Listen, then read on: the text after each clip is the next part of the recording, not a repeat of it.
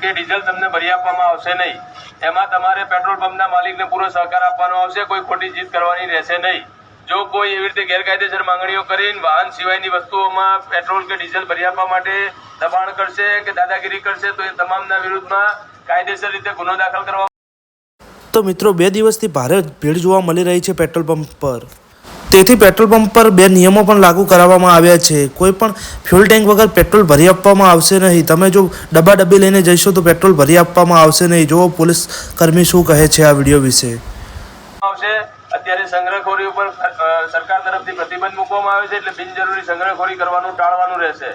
સાથોસાથ જે ખોટી અફવાઓ ફેલાવે છે કે જથ્થો નથી ખતમ થઈ ગયો છે એવી અફવાઓ પર કોઈએ ધ્યાન આપવાનું નથી.